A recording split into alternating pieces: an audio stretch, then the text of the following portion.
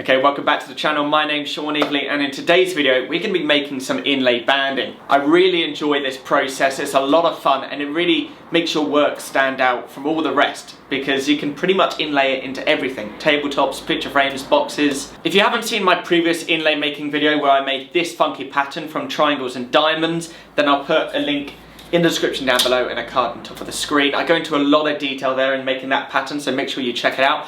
But in this video, we're going to be gluing up 3 bandings. I'm going to cut out a load of pieces, and it's amazing all the different patterns you can make from the same pieces. So I'm going to show you lots of different patterns you can produce, and we're going to be gluing up 3 of them. So I hope you enjoyed this video. Let's get started.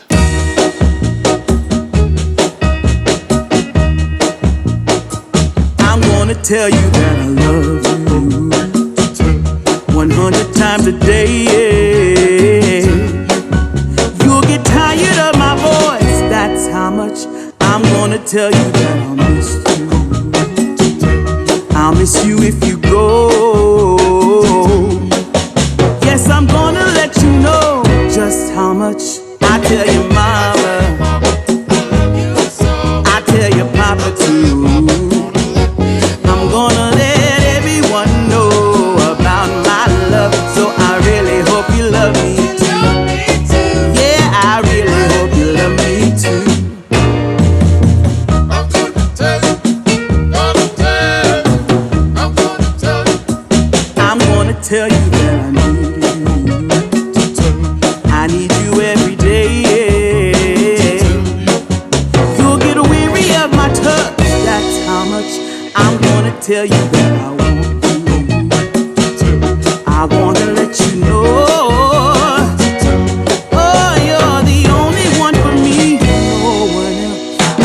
Shout it out, yeah, up on the mountaintop.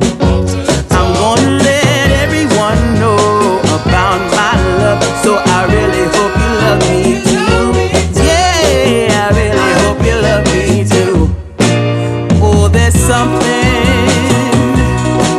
deep inside, yeah, that really makes me wanna speak my mind.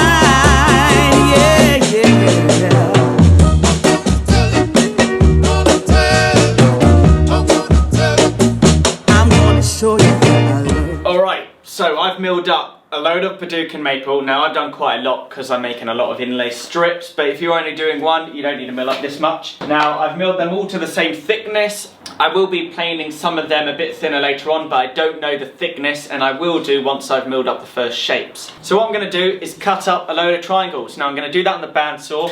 I've got this homemade miter sled, which is a bit nicer than the standard miter gauge that comes with a bandsaw. And I've put a stop block on it, so I'm going to get repeatable cuts. So what I'm going to do is I'm going to be passing the boards through, flipping it, passing it through again, then flipping it, and that's going to give me a load of triangles. So with these patterns, all we're going to do is cut out triangles. So it's really simple.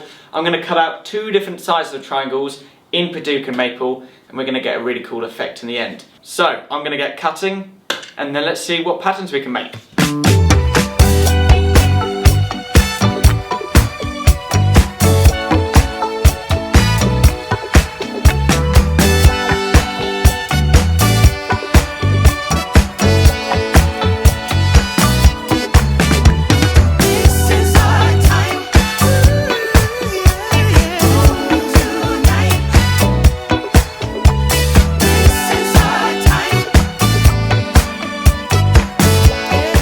So I've cut a bunch of maple triangles and a load of paducah ones as well. Now already, with just one size of triangle, there are many patterns you can make, and I've put some together so you can get an idea. There are tons of different patterns you can make. You can glue all these together and cut them into strips. But that is just with one size of triangle. So what I'm going to do is I'm going to move this stop on the sled a bit closer towards the blade, and that's going to allow me to cut smaller triangles, and then we're going to see what patterns we can create with 2 sizes of triangles, and I think we're going to get some really good patterns.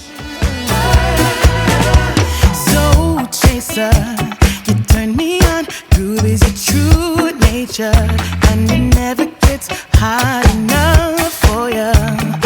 You've been enchanting this heart of mine for the longest time.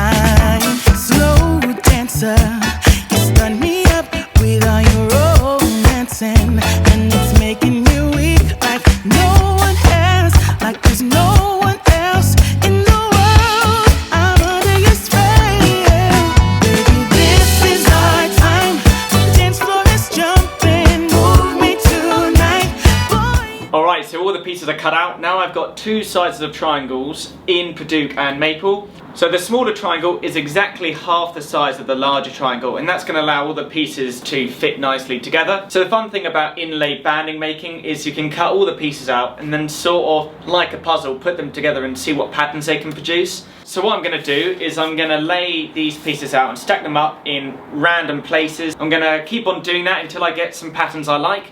Then we're going to get gluing, and let's see what we can come up with. That's something that makes me feel like I'm at the top of the world. Spin me around and around, and this is our time. The dance floor is jumping, move me tonight. Boy, you got something that makes me feel like I'm at the top of the world. Spin me around and around. So I've decided what pattern I want to create, and now it's time to glue up. So what I've got is I've got a piece of MDF with a back fence on it, and that's going to allow me to line up all the pieces when I'm gluing them down. And I've also covered it in parcel tape, and that is going to prevent the glue from sticking to the MDF, so we're going to be able to take the block off easily at the end. I've also got another piece of MDF with parcel tape on top, so once I've glued all the pieces in place, I'll put this on top, and that's going to allow me to clamp everything flat. Now I'm using Titebond Extend glue, which gives me a bit more open time, but it's still not enough to glue all the pieces in one go. So like my last inlay banding video, I'm going to glue up in stages, because that's, in my opinion, the best way of getting everything in line with each other. If I were to glue up the whole block at once, not only will all the pieces be sliding around and not be aligned, by the time you get to the end, the glue at the beginning will already have set up and you won't be able to clamp it tight. Now you could probably use epoxy with a really long open time to glue this together. I've never done that, but maybe that's something you can experiment by yourself. But anyway, I'm comfortable with using Titebond. I'm going to do up in stages. I'm going to do a couple of layers thick, clamp it down, leave it for an hour or two to just set. Then I'll add the next layer, then the next layer until we're done. Let's get glued. Dance with me. The music is making me so dizzy. I need to give in to the strong rhythm, 'cause I'm beginning to break free. Be here with me. Ooh, yeah. Ooh, yeah, yeah.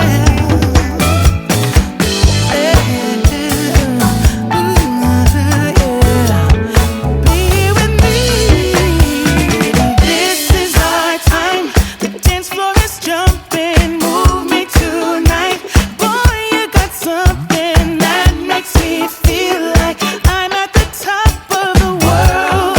Spin me. Okay, so I've glued up all the strips, and I've got lots of these thin strips now with different patterns on them, and you could leave it like this if you want some thin inlay banding. But what I'm going to do is I'm going to glue and stack some of them up to create a more complex, thicker pattern, something like that. And once it's glued up, what I might do is glue on a piece of veneer on the top and bottom, and that's going to create a nice border. So when I inlay this banding into a piece, there's going to be a nice strip of inlay on either side of the pattern. This is our time. The dance floor is jumping. Move me tonight. Boy, you got something. So I've already got two bandings already glued up, and now I'm moving on to the third one. Now this last one, the pattern doesn't line up as well as I would like. So you might be in a similar situation where you've got two thin strips that you want to glue together, and on the left you've got the shapes that line up perfectly, and as you move along the shapes sort of move apart and don't line up as much. But there is a way to fix that. What you've got to do is cut the banding in sections again. So I've already done that, and now I've got a much smaller length to align. So I'll glue them all up individually, and because they're much smaller pieces, it's much easier to align. And once all those blocks are glued up, you've got to flush off the ends again and then glue them all together, and then you're going to get a much more consistent pattern throughout the whole banding. It takes a little bit longer, but it's well worth it. You don't want to have gone through all this effort and then the banding not really line up in one area. 잠시 멈춰서 너와 내 가난 눈말 생각해. 시간은 흘러 이젠 여기까지. Feels bitter that we're on our separate ways. Our memories faded. Sometimes I think of you. 너 없이 뭔가 좀 공허해. 난 날이 무뎌 prefer not to be found. Thinking about the way we found just why. Thinking about the way we yeah. 난 광진대교 건너면서 든 생각 없어. 맘에 드는 사람 넌 나만이 컸어. 그냥 뒀어. 외로운 그 맘은 불 붙여 지활화탄을 붉고 서서히 태가네. 다리 밑 주저앉아 순식간에 지나가 시간 그냥 what's up. 후회할 순 없어. 어지러워 외정 여러 마음들 흩어져. 난 돌아가면서 기억이 하나 두 경 없어져. 그래도 남아있을걸 너가 말들 난 안 잊을래. Pretend I'm fine alone, but then that would just make me feel like I don't know. Thinking about the way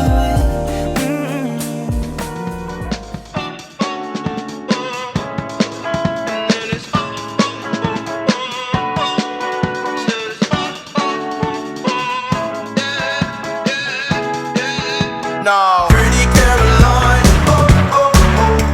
stone cold stunner. She was a winner, started working at the dine. Serves this up her mind to count your blessings, 'cause it's telling fair, put you down and leave you. So that is the inlay banding complete. I think it looks great, and these would work really well for the edges of picture frames, on tabletops. Actually, in an upcoming box video, I'm going to be inlaying all these patterns on the box, and they're all going to be going in different directions, crossing over each other.